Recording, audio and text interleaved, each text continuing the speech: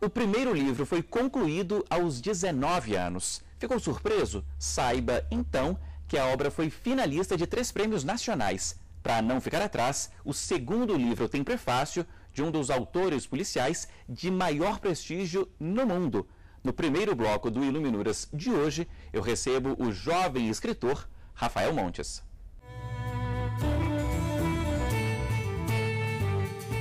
A formação é em direito, mas a paixão é outra.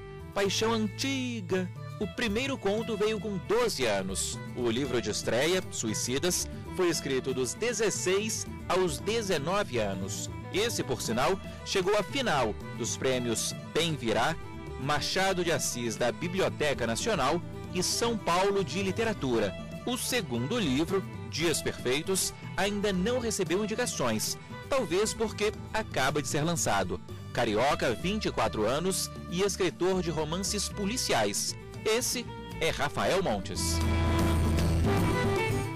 Rafael, você é muito jovem, tem só 24 anos, já tem 2 livros publicados. Quem vê pensa que você nasceu lendo, sempre gostou de ler, não foi exatamente isso, né?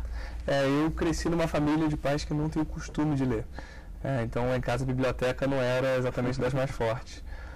Quando eu tinha 12 anos, eu fui apresentado por uma tia-avó minha, a quem eu dedico o primeiro romance, a um livro do Sherlock Holmes, escrito pelo Conan Doyle, né? E eu lembro que eu virei a noite lendo aquele romance, e a partir dali decidi que leria muito literatura de mistério, gostaria de ler muito, e ato contínuo quis escrever livros de suspense, de mistério. Então foi meio que uma espécie de revelação, não sei explicar muito, porque eu já tinha tido contato, por exemplo, com música, eu já tocava instrumentos musicais e nunca tinha pensado em ser músico. Quando eu tive contato com a literatura, logo de cara, eu vi que eu gostava muito de ler e falei, poxa, eu acho que eu posso tentar fazer isso também. E comecei a rascunhar uns contos que na época fizeram o maior sucesso no colégio, enfim, eu tinha, sei lá, 13 anos. E o sucesso desses contos no colégio me fez ver que eu tinha algum diferencial na maneira de contar histórias. E já eram contos policiais de suspense? Já eram contos que flertavam com suspense, eram até contos bastante assustadores para serem escritos por alguém de 13 anos. Um deles era um conto de uma professora que levava uma arma para o colégio e decidia matar os alunos dela, enfim. E eu fazia colégio nessa época, com 13 anos. E era um colégio de padres, eu estudava num colégio de padres. Enfim, era perigosamente próximo da realidade em que eu vivia. Mas na época foi muito interessante, eu escrevi no caderno e passei para o colega do lado, que passou para o outro, que passou para o outro, e eu era uma espécie de Sherazade, assim, eu ia emendando uma história na outra e prendendo a atenção da turma, quase um novelista da turma, assim. E o que os colegas achavam? Achavam ótimo, e ficavam, nossa, como é que continua, por favor. E eu também gosto um pouco por isso, até nos meus livros hoje em dia eu tenho todo um cuidado de prender a atenção do leitor, de modo que ele não consiga parar, porque é uma coisa que eu gosto, é uma reação que eu gosto de causar, enfim. Sua primeira experiência foi um livro que você leu a noite inteira, eu imagino que você tenha gostado disso, né? Exato, eu acho ótimo quando as pessoas me avisam que passaram a noite lendo meu livro. Você falou que seus pais não tinham uma biblioteca muito grande. Hoje você tem uma biblioteca grande. Muito grande. Você orgulha disso, né? Eu leio de tudo hoje em dia, né? As pessoas pensam que por eu ser escritor de suspense policial, eu só leio literatura policial.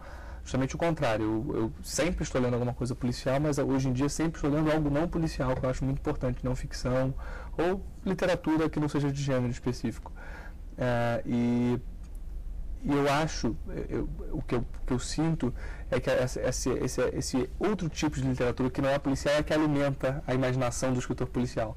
Dessa sua biblioteca aí, dos seus livros, você tem assim uma lista de preferidos?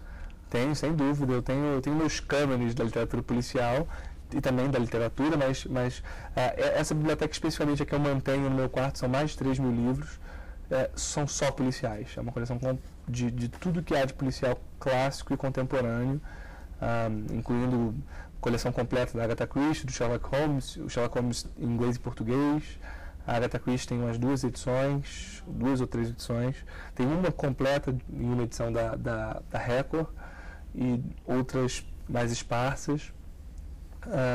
Esses são os clássicos, né? E tem os contemporâneos, porque hoje em dia a literatura policial está muito, muito grande, né? Ela ainda é muito popular nos Estados Unidos e na Europa.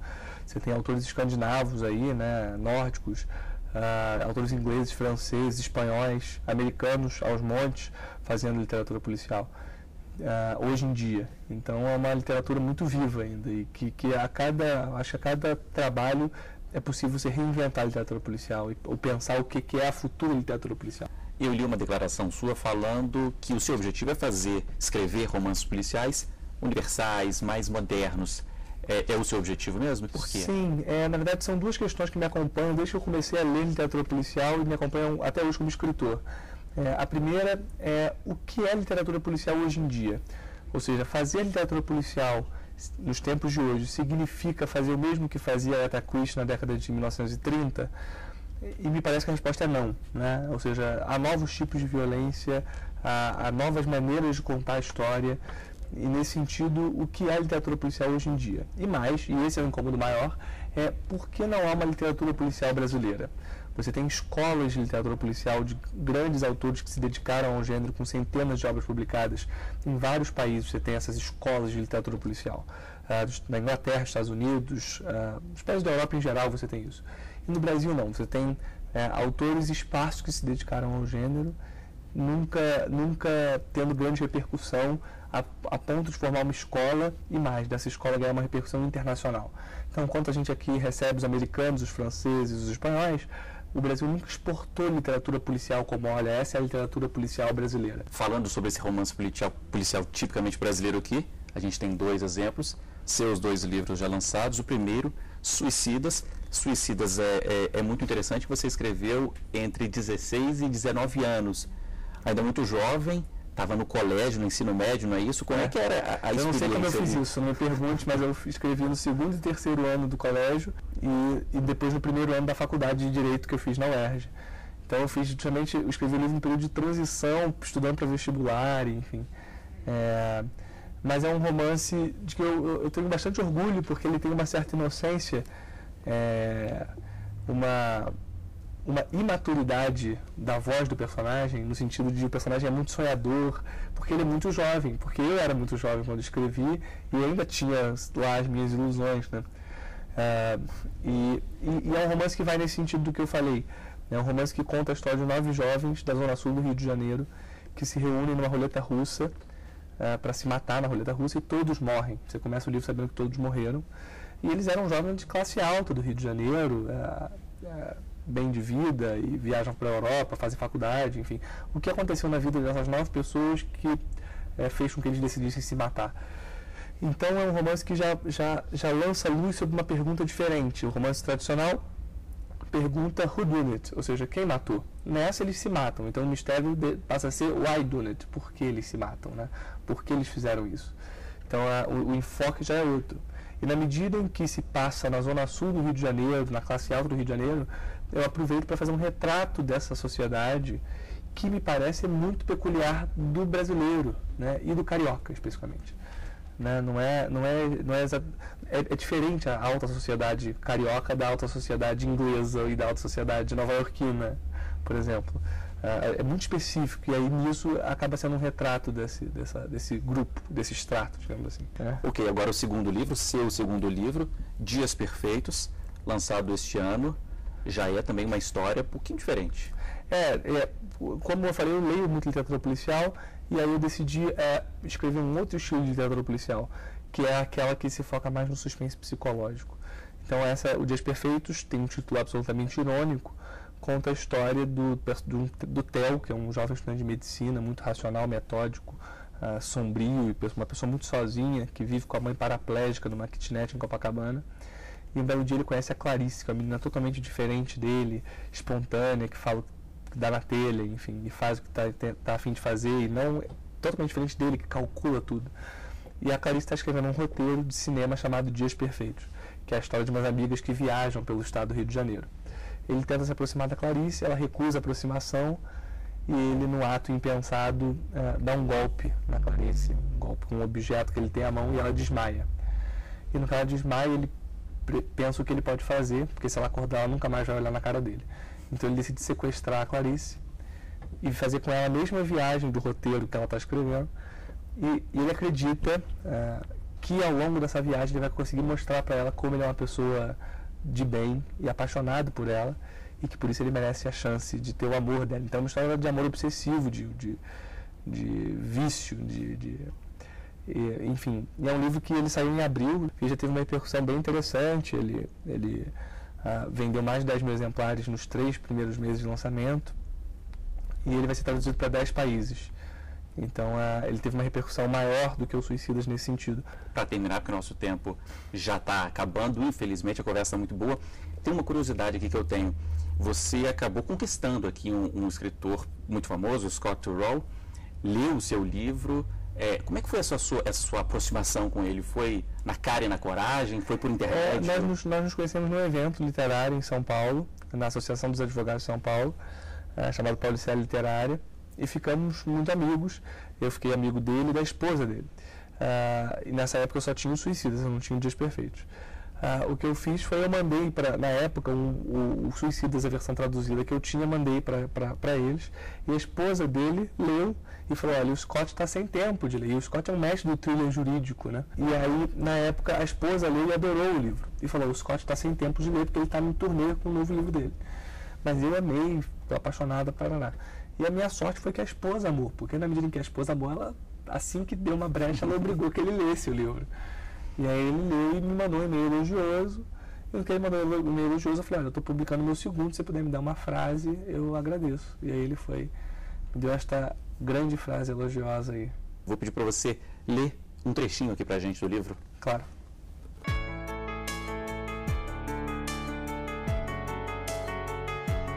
Num compartimento da mala menor, Theo encontrou a câmera fotográfica que tinha visto Clarice usar no Parque Lage. Transferiu as fotos para o computador e passou uma a uma na tela. Sorriu nas que Clarice sorria, relembrando onde estava no exato instante em que ela fazia determinada pose. Excluiu aquelas em que a amiga aparecia, cabelos cebosos e sorriso promíscuo. Fazia um favor a Clarice. Com certeza, ela não desejava ter lembranças daquela garota.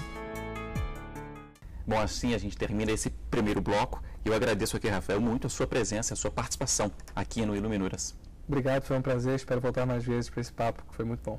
Bom, a gente vai para o intervalo e volta num instante. No segundo bloco, essa conversa sobre literatura continua, desta vez com o escritor e procurador Marlon Tomazetti.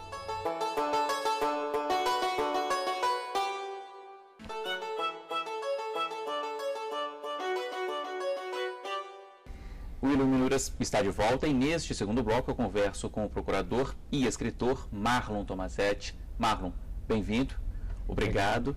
Eu queria começar já perguntando para você por que a escolha pelo direito. Bom, na minha adolescência eu tinha uma tendência a ir pela engenharia porque eu gostava muito de área de exatas. Mas eu li um livro chamado Testemunha de Acusação, da Agatha Christie, no qual um advogado assumiu um papel muito importante na solução de um crime. Mas eu achei muito interessante não só a ideia do detetive que ele fez, mas a própria atuação dele ao longo do livro. E isso me levou a fazer o vestibular para o direito e eu estou aí esse tempo todo. Você tinha quantos anos? Quando eu li Testemunho de Acusação, 15. E foi essa ideia, permaneceu até o vestibular? Eu fiz o vestibular com 16. Mas foi na leitura desse livro que a ideia surgiu. E desde então você gosta de literatura policial especificamente ou tudo? Eu gosto muito de literatura em geral, mas desde antes o meu grande laço de ligação é com a literatura policial. Desde que eu tinha mais ou menos uns 13 anos, que foi quando eu li o primeiro livro da Agatha Christie. Antes disso, você lia outro tipo de literatura? Ainda não lia? Lia livro basicamente de literatura infanto-juvenil. Tinha uma série chamada série Vagalume, que a gente tinha que ler na faculdade, na escola, que eu li praticamente quase todos os livros dessa série. E hoje, que tipo de literatura, que livros te agradam? Olha, eu ainda gosto muito da literatura policial, eu tenho buscado alguns livros mais novos. Gosto também de contos desde o Machado de Assis até textos mais antigos. E tenho uma predileção especial por livros que remetam ao teatro. Eu gosto muito de peças de teatro, de ler as peças de teatro. E falando um pouquinho sobre autores, Marlon, você tem lá a sua lista, seus preferidos? Tenho. A Agatha Christie ela é muito marcante para mim porque eu já li 45 livros dela, desde os 13 anos até 2 anos atrás, que foi a última vez que eu li um livro dela. Mas gosto também do Edgar Allan Poe, tanto na parte policial como na parte de terror, que é algo que não deixava dormir na infância, mas depois me adaptei melhor. Gosto também do Dante Alighieri, por conta de toda a história que permeia a Divina Comédia. De autores nacionais, eu gosto muito do Machado de Assis, sempre li o Guimarães Rosa. E hoje eu tenho procurado alguns autores mais recentes. A Gillian Flynn, que é a autora do livro que virou filme agora, chamado Garota Exemplar. Eu já li 3 livros dela. E estou lendo o Benjamin Black, que é um pseudônimo de um autor que está reinventando um personagem do Raymond Chandler, que eu também já tinha lido mais recentemente. Bom, vou fazer aqui uma pequena pausa para a gente conhecer. O senhor citou vários autores aí. Eu vou escolher a Agatha Christie, 45 livros, né? Merece, para a gente conhecer um pouquinho mais sobre Agatha Christie. Agatha Mary Clarissa Christie, mundialmente conhecida como Agatha Christie, nasceu em 1890 e foi uma romancista policial britânica, autora de mais de 80 livros. As suas obras encontram-se traduzidas em mais de 100 idiomas e venderam mais de 4 bilhões de cópias. Agatha morreu em 1976 em decorrência de uma pneumonia. Falando um pouquinho agora, Marlon, sobre a literatura técnica, jurídica, o que você gosta e está lendo? Eu sou muito ligado à área do direito empresarial. Toda a minha especialização acadêmica é nesse sentido. Então, eu sempre procuro textos mais novos nessa matéria, buscando me atualizar mesmo.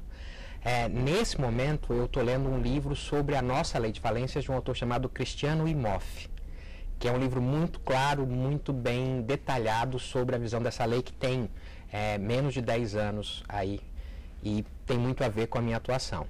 Falando agora sobre os seus livros, Marlon, são 9 individuais, 15 como coautor e este aqui é o último deles, Direito Societário e Globalização. Então, atual, queria que você falasse um pouquinho dele, por favor. Bom, esse livro é minha tese de doutorado, eu defendi agora no dia 15 de fevereiro o doutorado e transformei a tese adaptando como um livro. E como eu sou professor de Direito Empresarial há 16 anos, eu sempre estudei o direito societário, a constituição das sociedades, mas não conseguia ver um estudo aprofundado sobre a sociedade sob a ótica internacional. Mas todo mundo sabe que tem multinacional, que atua no mundo inteiro, que vão se expandindo. Então, o meu objetivo nesse trabalho foi analisar como é a vida das sociedades num mundo globalizado, sociedades que não são mais de um país, mas que pertencem ao mundo todo, que atuam no mundo todo. Esse é o último, vou pular aqui para o seu primeiro, Direito Societário, que é de 2003. 2003, a publicação desse livro. Esse livro tem origem numa necessidade. Em 2002, foi publicado o novo Código Civil, que alterou profundamente o direito societário. E eu, durante o ano de 2002, eu tinha que atualizar minhas aulas para o ano seguinte. Então, eu escrevi o livro estudando para atualizar as aulas. E acabou ficando com um tamanho razoável e isso me serviu e foi bem útil, porque era um dos primeiros livros à época já sobre o novo Código Civil. Veio a calhar, né? Tudo deu certo. Funcionou bem, porque era um tema bem novo e foram muitas mudanças no aspecto societário que me permitiram aí que esse livro tivesse uma boa aceitação. De 2003 para 2014, qual é a diferença que você mesmo sente no Marlon escritor? Bom, eu já li muito mais coisas do que eu tinha lido em 2003. Tive possibilidade de ler em outros idiomas que eu não lia inicialmente. E isso me permitiu um maior aprofundamento. Esse livro é realmente um livro de aula, é um livro dirigido aos alunos da graduação. Esse livro mais recente já é um livro técnico, é um livro mais aprofundado, dirigido a uma pós-graduação estrito sensu, não para a aula da graduação, porque tem um outro nível de profundidade. E na escrita, há muita diferença também, Marlon? Eu aprendi muita coisa. As editoras me ensinaram, me tiraram alguns vícios no uso de algumas palavras, na ordem da frase. Então eu acredito que eu tenha melhorado meu jeito de escrever, mas não numa tendência de ser mais formal, de ser mais rebuscado. Eu tornei meu texto mais claro, menos formal, menos rebuscado. Eu prefiro escrever como se eu estivesse falando com as pessoas. É a tendência? É a tendência. Eu acredito que hoje, embora ainda seja muito importante, aquelas ideias rebuscadas que ninguém compreende, não tem mais toda essa aceitação no âmbito do direito. Vamos aqui para os livros intermediários. Direito Comercial. E esse é de que ano? Esses foram 3 edições, 2005, 2006 e 2007. E é um livro dirigido a concursos. Inicialmente, eu só estudava o direito societário, mas passei a dar aula dos outros segmentos do direito comercial, como títulos de crédito, falência, Nesse caso aí já a recuperação de empresas, a parte de marcas, de patentes. E aí, ao preparar as aulas, eu tinha um material pronto, que o editor considerou suficiente dentro dessa ótica de um livro para preparação para concurso. Não é um livro que tem a mesma profundidade dos livros anteriores, mas ele é um resumo da matéria do direito comercial como um todo. Até falando sobre isso, Marlon, você aconselha, orienta outros professores a fazerem o mesmo, a publicar? Sim, eu recomendo sempre, porque eu acredito que todo mundo tem algo para dizer, todo mundo tem algo que vai acrescentar no mundo do direito.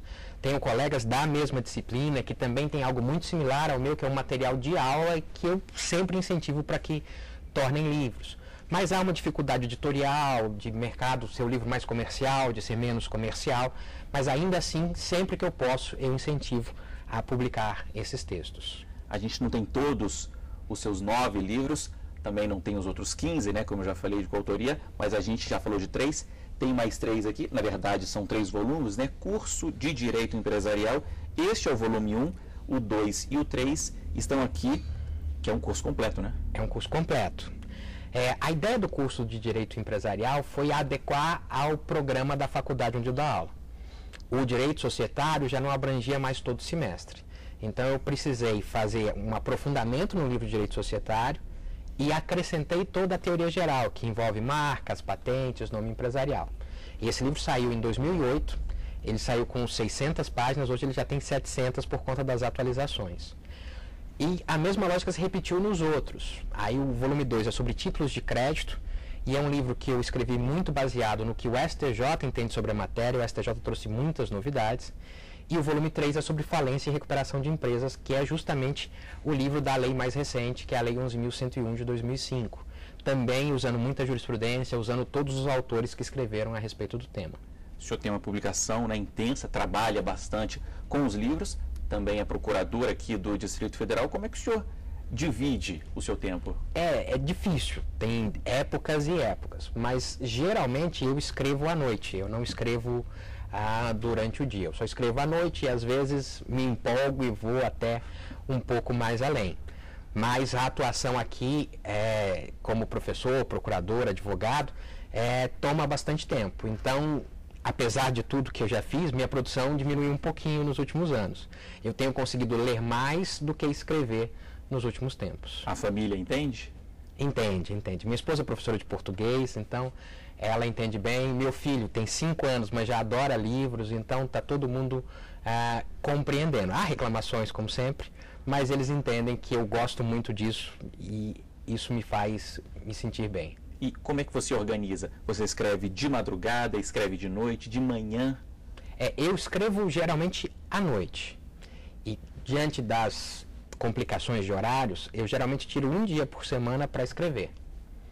Hoje é a terça-noite. É a terça-noite que eu tiro para escrever, mas já foram outros horários.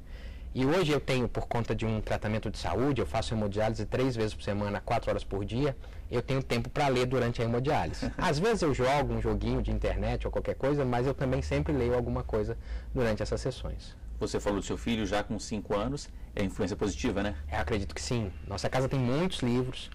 E assim que ele aprendeu as primeiras letras, ele já identificava nos livros. E ele sempre me vê lendo, vê a mãe dele também com muitos livros. Então acredito que isso é uma influência da família para o gosto dele. E daqui para frente, Marlon? Há outros livros sendo escritos, já lançados? Como é que você... Bom, eu tenho mais um livro coletivo com material já entregue e tenho 3 livros individuais que eu estou escrevendo. Foi um erro escrever os 3 ao mesmo tempo, então hoje eu estou focado num livro sobre contratos empresariais. Esse livro está com 400 páginas hoje, eu acredito que com mais 200 páginas eu encerro esse livro. Os outros 2 ali estão na fila? Estão na fila, que é um sobre desconsideração da personalidade jurídica, que está com 115 páginas, e outro, um comentário à lei das sociedades anônimas, que está com 500 páginas. Fora da literatura técnica jurídica, o senhor pensa em publicar? Já pensei em escrever algum livro policial pela minha paixão por isso, mas nunca tive a iniciativa de começar, de ter uma ideia para fazer isso. Quem sabe agora, né? Pode ser. Ok. Marlon, é isso. Obrigado pela sua participação aqui com a gente no Iluminuras. Eu que agradeço.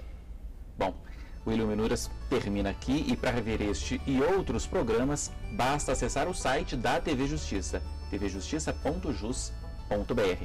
Até a semana que vem. Tchau.